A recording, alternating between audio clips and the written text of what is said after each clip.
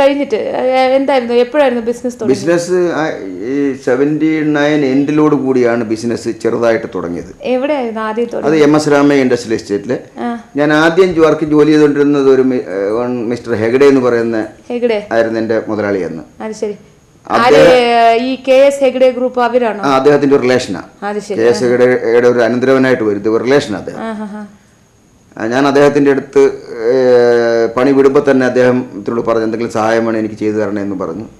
അദ്ദേഹം എനിക്ക് ആക്ച്വലി എന്നോട് പറഞ്ഞു അവിടെ ITL വേണമെങ്കിൽ ഒരു ജോലി ഓഫർ, ഇന്ത്യൻ ടെലിഫോൺ ഇൻഡസ്ട്രീസിൽ വേണമെങ്കിൽ ജോലി മേടിച്ച് തരാമെന്ന് പറഞ്ഞു. അപ്പം നാച്ചുറലി അവിടെ ഒരു ചെറിയ യൂണിയന്റെ പ്രശ്നമൊക്കെ ഉണ്ടായിരുന്നു ആ കമ്പനിയിലെ. ഞാൻ ജോലി ചെയ്തുകൊണ്ടിരുന്ന കാൻഡ കോർപ്പറേഷൻ എന്ന് പറഞ്ഞ കമ്പനിയിലായിരുന്നേ. അപ്പോൾ അങ്ങനെ അവിടെ അദ്ദേഹം ഞങ്ങളോട് പറഞ്ഞിങ്ങനെ, ശരിക്കും പറഞ്ഞാൽ എനിക്ക് ആ യൂണിയനോടും അതിനോടൊന്നും താല്പര്യമില്ലായിരുന്നു. അപ്പം ഞാൻ പിന്നെ അവിടെ നിന്ന് മാറിപ്പോയി. അന്ന് മാറിപ്പോകുമ്പോൾ അദ്ദേഹത്തോട് നമ്മൾ പ്രത്യേകിച്ച് ഏതെങ്കിലും പൈസയോ അല്ലെങ്കിൽ ഒരു ഓഫറോ ഇതൊന്നും നമ്മൾ വാങ്ങിച്ചില്ല. എപ്പോഴും ഞങ്ങൾ ഞാൻ വന്ന എന്നെ സഹായിക്കണമെന്നൊരു വാക്യം ഉണ്ടായിരുന്നു. അങ്ങനെ 79 എൻഡിൽ അദ്ദേഹത്തിനോട് ഞാൻ ചെന്ന് പറഞ്ഞു എനിക്ക് എൻ്റെ ഒരു മെഷീൻ മേടിച്ചിട്ടാൽ ഇടാൻ സ്ഥലം വേണമെന്ന് പറഞ്ഞു. അപ്പോൾ അദ്ദേഹത്തിൻ്റെ ഒരു സുഹൃത്തുണ്ട്, സഹായി എന്നയാളുടെ പേര്. അയാൾ ഹൈദരാബാദിലെ ഇലക്ട്രിസിറ്റി ബോർഡിലെ ചീഫ് എഞ്ചിനീയറായിട്ട് റിട്ടയർ ചെയ്തിട്ട് ഇവിടെ വന്നിട്ട് ട്രാൻസ്ഫോമർ ഉണ്ടാക്കായിരുന്നു. അവരുടെ ആ വലിയ ഷെഡിൻ്റെ മൂലയ്ക്ക് എനിക്ക് എൻ്റെ ഒരു ചെറിയ മെഷീൻ ഇടാനായിട്ട് ഈ എഗഡെയാണ് പെർമിഷൻ മേടിച്ച് തന്നത്. അവരുടെ എക്സിസ്റ്റിംഗ് സ്ഥലത്ത് നിങ്ങൾക്ക് ഒരു ചെറിയ സ്ഥലം. അന്ന് എന്നെ സംബന്ധിച്ച് പറയാനാണെങ്കിൽ എനിക്ക് കറണ്ട് എടുക്കാനോ അല്ലെങ്കിൽ ഷെഡ് വാടകയ്ക്കെടുത്ത് അതിനകത്ത് പവർ എടുത്തൊക്കെ ഇൻഡസ്ട്രി നടത്താനുള്ള ഒരു സാമ്പത്തിക ചുറ്റുപാടൊന്നും ഇല്ലായിരുന്നു. അപ്പോൾ എനിക്കൊരു വലിയ സഹായമായിപ്പോയി. ഇങ്ങനെ ഒരു ആൾ റെക്കമെൻഡ് ചെയ്യും, അതുപോലെ ഒരാൾ നമുക്ക് ഇതെല്ലാം ചെയ്തു തരികയൊക്കെ ചെയ്യാനായിട്ട് ഒരു വലിയ സഹായം ഹെഗ്ഡെ ചെയ്തു. ആ സഹായം അതുപോലെ തന്നെ ഹെഗ്ഡെ എന്ന് പറഞ്ഞുകൊണ്ട് സഹായം ഉടൻ തന്നെ അത് വേണ്ടതെല്ലാം ഹെഗ്ഡേന് അത്ര വാല്യൂ ഉണ്ടായിരുന്നു അവിടെ. നല്ല മനുഷ്യനാണ്. പിന്നെ അവിടുന്ന് എപ്പോഴാണ് സ്വന്തം ഫാക്ടറിക്ക് മാറിയത്? അതല്ലേ, സ്വന്തം ഫാക്ടറി ഇട്ട് മാറിയ അവിടുന്ന് ഞാനൊരു 85 സ്വന്തം വേറെ ഷെഡിലോട്ട് മാറിയത്. വാടകയ്ക്ക് ആദ്യം വാടകയ്ക്കായിട്ട് ഷെഡിലോട്ട് മാറിയത്. പിന്നെ ഈ ഡെൽറ്റ ആദ്യം തുടങ്ങിയത് തന്നെ ദുർഗ എഞ്ചിനീയറിംഗ് കമ്പനി. അതെ, ദുർഗ എഞ്ചിനീയറിംഗ് തുടങ്ങാനൊരു കാര്യം, ദുർഗ എന്നുള്ള പേര് വരാൻ തന്നെ കാരണം ഞങ്ങൾ ചെട്ടികുളങ്ങര സ്ഥലക്കാരാണല്ലോ. ചെട്ടികുളങ്ങര അമ്മയെ വിശ്വസിക്കുന്ന ആൾക്കാരാണ് ഞാൻ പ്രത്യേകിച്ച് ഞങ്ങളെല്ലാവരും. അപ്പോൾ ആ ദുർഗാദേവിയുടെ നാമത്തിൽ തന്നെ ആണ് ആദ്യം തുടങ്ങിയത്. അതാണ് ദുർഗ എന്നുള്ള പേര് വരാനുള്ള കാര്യം. എന്തൊക്കെ വർക്കാണ് നിങ്ങൾ ഈ ദുർഗ എഞ്ചിനീയറിംഗിൽ ചെയ്യുന്നത്? ഞങ്ങൾ ആദ്യം തന്നെ ഈ ഇൻഡസ്ട്രി തുടങ്ങിയപ്പോൾ തന്നെ ഞങ്ങൾ അന്നത്തെ കാലത്ത് ഇവിടെ ഈ ഡൈ മേക്കിംഗ് വളരെ കുറവായിരുന്നേ. അപ്പം ഞാൻ ഈ കാൻഡ കോർപ്പറേഷനിൽ ജോലി ചെയ്ത് ടൂൾ റൂമിലാണ്. അപ്പോൾ അതിൻ്റെ ബേസിക് എക്സ്പീരിയൻസ് വെച്ചുകൊണ്ട് ഞങ്ങൾ വർക്ക് ചെയ്യാൻ തുടങ്ങിയപ്പോൾ തന്നെ ചെറിയ ചെറിയ ഇഞ്ചക്ഷൻ മോൾഡിങ്ങും ബ്ലോ മോൾഡിങ്ങിൻ്റെ ടൂൾസാണ് ഡൈസിൻ ടൂൾസ് അതാണ് ചെയ്യാൻ തുടങ്ങിയത്. ഇന്ന് ഞങ്ങൾ ഡൈ ഇപ്പോൾ ഓൾ ഓവർ ഇന്ത്യയിൽ ഞാൻ ഡൈ ഉണ്ടാക്കി അയക്കുന്നുണ്ട്. പിന്നെ എക്സ്പോർട്ട് ചെയ്യുന്നുണ്ട്. ഏത് കൺട്രിക്ക് എക്സ്പോർട്ട് ചെയ്യുന്നത്? ഇപ്പോൾ എനിക്ക് കഴിഞ്ഞ വർഷം ഞാൻ കുറേ ഡൈകൾ ബംഗ്ലാദേശിനാണ് എക്സ്പോർട്ട് ചെയ്തത്. ഇൻഡസ്ട്രിയൽ ഡൈ അല്ലേ ചെയ്യുന്നത്? ഇൻഡസ്ട്രിയൽ ഡൈയും കൊമേഴ്ഷ്യൽ ഡൈ എല്ലാം ചെയ്യുന്നുണ്ട്. മിക്കവാറും ഇവിടുത്തെ മൾട്ടിനാഷണൽ കമ്പനിക്കൊക്കെ ഞാൻ ഡൈ ചെയ്യാറുണ്ട്. മെയിനായിട്ട് ഈ പാരച്യൂട്ട് കോക്കനട്ട് ഓയിൽ ഉണ്ടല്ലോ, മാരിക്കോ, അവരുടെ ഡൈകളെല്ലാം എനിക്കാണ് വരുന്നത്. ഒരു വലിയ കമ്പനിയാണ്, അവരുടെയാണ് ബംഗ്ലാദേശിലെ യൂണിറ്റ് ഉണ്ട്. പിന്നെ Hindustan liver, ITC, Johnson and Johnson, എല്ലാം മിക്കവാറും എൻ്റെ സുഹൃത്തുക്കൾ എല്ലായിടത്തും ഉണ്ടേ. അപ്പോൾ നമ്മുടെ പെരുമാറ്റങ്ങൾ, ഇൻ ടൈം ഡെലിവറി, ക്വാളിറ്റി ഒക്കെ അവർ നോക്കുന്നു പറഞ്ഞാൽ അവർ റിപ്പീറ്റ് ഓർഡർ തരും. എനിക്ക് നിങ്ങളിത് പറയുമ്പോൾ ഒക്കെ എനിക്ക് തോന്നുന്നു നിങ്ങളുടെ അടുത്ത് ഒരു ചോദ്യം ചോദിക്കാം. ഒരു ബിസിനസ് മാനിന് അത്യാവശ്യം വേണ്ട ക്വാളിറ്റി എന്താണ്? അത്യാവശ്യം വേണ്ട ക്വാളിറ്റി സത്യസന്ധതയാണ്. Being honest. കാര്യം ഒരാൾ ഇപ്പോൾ ഒരു ഡൈ ചെയ്യാനായിട്ട് നമുക്ക് പൈസ തരും. ഞങ്ങളുടെ ഈ ഡൈ മേക്കിംഗ് ഫീൽഡ് എന്ന് പറഞ്ഞാൽ നമുക്ക് ആദ്യം തന്നെ അവരൊരു 50% അഡ്വാൻസ് തരും. നമ്മൾ ഏത് കമ്പനിക്കാരായാലും 50% അഡ്വാൻസ് വേണമെന്ന് പറയും, തരും അവർ. ബാക്കി ഈ 50% ഡൈ കൊണ്ട് 50% കാശ് കൊണ്ട് നമ്മൾ ഡൈ ഉണ്ടാക്കി കൊടുക്കുന്ന ആൾക്കാർ വളരെ ചുരുക്കമാണ്. അവർ ബാക്കിയോടെ ഇങ്ങനെ മേടിക്കുക ഇൻ ടൈമിൽ, അല്ലെങ്കിൽ നമ്മളിപ്പോൾ ഡെലിവറി ഡേറ്റ് പറയുന്ന ആ ഡേറ്റിൽ കൊടുക്കത്തില്ല. ആൾക്കാരെ ഇങ്ങനെ ഒരുമാതിരി ട്രാക്ക് ചെയ്ത് ഒരുമാതിരി അങ്ങനെയൊക്കെ പോകുന്ന ആൾക്കാരാണ് ഈ ബിസിനസ്സിൽ ഇമ്പ്രൂവ് ആവാത്തത്.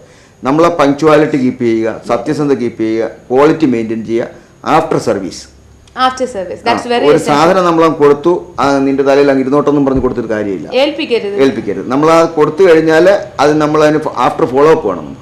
ആഫ്റ്റർ സർവീസ് ഒരു ബിസിനസിന്റെ വിജയം തീർച്ചയായിട്ടും അത് തന്നെ. പിന്നെ ഈ ദുർഗ എഞ്ചിനീയറിംഗ് ഏത് ഇൻഡസ്ട്രിയൽ എസ്റ്റേറ്റിലാണ് ഉള്ളത്? ഇപ്പോഴും MS രാമയ്യ ഇൻഡസ്ട്രിയിൽ തന്നെ. അവിടെ തന്നെ ആദ്യം തുടങ്ങിയ ചെറിയ ഷെഡിന്ന് അവിടെ തന്നെ ഡെവലപ്പായി. പിന്നെ നമ്മുടെ ഈ നാരായണി എന്റർപ്രൈസസിൽ എന്തൊക്കെയാ ചെയ്യുന്നത്? നാരായണി എന്റർപ്രൈസ് ഞങ്ങൾ നാട്ടിൽ എനിക്കൊരു കല്യാണ മണ്ഡപമുണ്ട്. ചെട്ടികുളങ്ങര ദേവീക്ഷേത്രത്തിൻ്റെ മുൻവശത്തുള്ള അനുഗ്രഹ ഓഡിറ്റോറിയം എൻ്റെതാണ്, മീൻസ് ഞങ്ങളുടെ കമ്പനിയുടെയാണ്. അപ്പോൾ അതിന് ഇത് ചെയ്യാൻ വേണ്ടി പിന്നെ ചില്ലറ ഈ ലാൻഡ് ഡെവലപ്മെൻറ്റ് അങ്ങനെയുള്ള കാര്യങ്ങളൊക്കെയാണ് നാരായണി എൻ്റർപ്രൈസിൽ ചെയ്തുകൊണ്ടിരിക്കുന്നത്. അപ്പോൾ അത് നാട്ടിലുള്ള നാരായണി എന്ന് പറയുന്ന എൻ്റെ അമ്മയുടെ പേരാണ്. അത് ശരി. അപ്പോൾ അമ്മയുടെ പേരിലൊന്ന് തുടങ്ങി, അത് നാട്ടിലാണോ ചെയ്യുന്നത്? ഇവിടെ നാട്ടിലുണ്ട്, പിന്നെ ഇവിടെ ചില്ലറ കാര്യങ്ങളൊക്കെ ചെയ്യുന്നുണ്ട്. പിന്നെ ഉന്നതി പ്ലാസ്റ്റിക്സ് പ്രൈവറ്റ് ലിമിറ്റഡിൽ എന്താ പരിപാടികൾ? ഉന്നതി പ്ലാസ്റ്റിക് പ്രൈവറ്റ് ലിമിറ്റഡ് എന്ന് പറഞ്ഞാൽ അവിടെ ഞങ്ങൾ പ്ലാസ്റ്റിക് ഇഞ്ചക്ഷൻ മോൾഡിംഗ് പ്രൊഡക്റ്റാണ് അവിടെ ചെയ്യുന്നത്.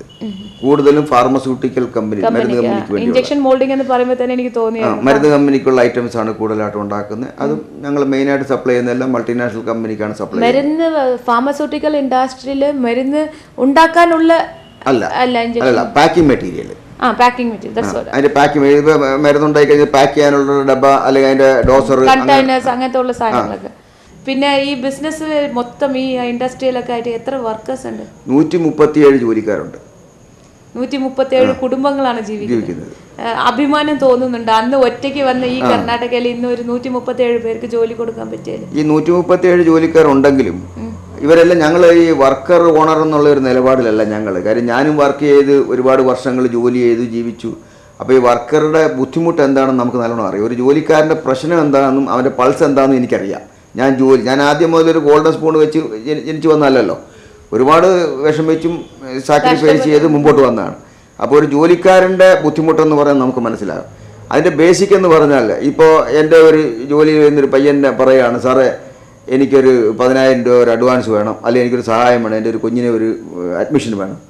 നമ്മൾ പറയുക ഇല്ല, കൊടുക്കത്തില്ല, നമ്മുടെ കാശില്ല, അങ്ങനെ ഇങ്ങനെ ഡുംഡാൻ പഠിച്ച് നമ്മൾ പോവുകയും. സെയിം ടൈമിൽ അന്ന് ഞാനും എൻ്റെ മക്കളും എൻ്റെ ഭാര്യയും കൂടെ പോയിട്ട് വെളിയിൽ പോയി ഒരു ഹോട്ടലിൽ ഊണ് കഴിച്ച് 3,000-4,000 രൂപ ബില്ലാകുകയൊക്കെ ചെയ്യുമ്പോൾ ഇത് അവരറിയുമ്പോൾ തീർച്ചയായിട്ടും അവർക്ക് മാനസികമായിട്ട് വിഷമമുണ്ടാവും. അത് പാടില്ല. ഞാൻ എൻ്റെ വീടിനേക്കാളും ആദ്യം നോക്കുന്ന എൻ്റെ കമ്പനി, എൻ്റെ പിള്ളേർ, ജോലിക്കാർ. എൻ്റെ കൂടെ ജോലി ചെയ്യുന്ന ഒരു പിള്ളേരും എന്നെപ്പറ്റി റിവേഴ്സായിട്ടൊന്നും പറയത്തില്ല. ഞാൻ അവരെ വഴക്ക് പറയും, ചീത്ത പറയും, എല്ലാം ചെയ്യും. പിന്നെ ഈ ബിസിനസ് കാര്യമൊക്കെ അല്ലാതെ നിങ്ങളൊരു പൊതുപ്രവർത്തനത്തിൽ ഒരു വലിയൊരു നിലയിലാണ് നിൽക്കുന്നത്. SNDP യൂണിയൻ ബാംഗ്ലൂരിൻ്റെ ഒരു സെക്രട്ടറിയാണ്. ഇപ്പോൾ ഈ SNDP തുടങ്ങിയിട്ട് ഇപ്പോൾ എത്ര കാലങ്ങളായിട്ടാണ് സെക്രട്ടറി ആയിട്ടുള്ളത്? ഞാൻ ഈ 86 മുതൽ ശ്രീനാരായണ സമിതിയിൽ വർക്ക് ചെയ്യുന്നുണ്ടായിരുന്നു. 86 മുതൽ 86 മുതൽ ശ്രീനാരായണ സമിതി മെമ്പർഷിപ്പ് എടുത്ത് വർക്ക് ചെയ്യുന്നുണ്ടായിരുന്നു. ഞാൻ 94-ലാണെന്ന് തോന്നുന്നു. 94-ൽ അവിടെ ഞാൻ ജോയിൻറ്റ് സെക്രട്ടറി ആയിട്ട് അവിടെ വന്നിരുന്നു. ഞാനവിടെ ജോയിൻറ്റ് സെക്രട്ടറി ആയിട്ട് ശ്രീനാരായണ സമിതി വർക്ക് ചെയ്തു. ആദ്യമായിട്ട് പൊതുപ്രവർത്തനത്തിൽ ഇറങ്ങിയത് അവിടെയാണ്. അങ്ങനെ ഞാനൊരു 98 വരെ ശ്രീനാരായണ സമിതിയിൽ ഞാൻ വർക്ക് ചെയ്തു, ഇത് ഓഫീസ് ബെയറായിട്ട് തന്നെ. ആ കാലഘട്ടങ്ങളിൽ ഞാൻ ഈ ജാലളി അയ്യപ്പൻ ടെമ്പിൾ ഞാൻ 5 വർഷം ട്രസ്റ്റി ആയിട്ടിരുന്നു. പിന്നെ യശന്തപുരം കേരള സമാജിൽ അതിന് വർഷം കറക്റ്റ് ഓർക്കുന്നില്ല, 2 വർഷം ഞാൻ അവിടുത്തെ പ്രസിഡൻ്റായിരുന്നു. ആ സമയത്ത് ആ PV പോൾ അവരൊക്കെ ഞങ്ങളുടെ കമ്മിറ്റിയിലുള്ളായിരുന്നു. പിന്നെ യശന്തപുരം അയ്യപ്പൻ ടെമ്പിളിൽ വൈസ് പ്രസിഡൻ്റായിട്ട് ഞാൻ വർക്ക് ചെയ്തിട്ടുണ്ട്. ഏകദേശം 3-4 വർഷം വർക്ക് ചെയ്തിട്ടുണ്ട്. അങ്ങനെ പൊതുപ്രവർത്തനം എല്ലാ രീതിയിലും എല്ലായിടത്തും, പിന്നെ വേറെ കൾച്ചറൽ അസോസിയേഷനിലൊക്കെ ഞാൻ മെമ്പർഷിപ്പ് എടുത്ത് നടക്കുകയായിരുന്നു.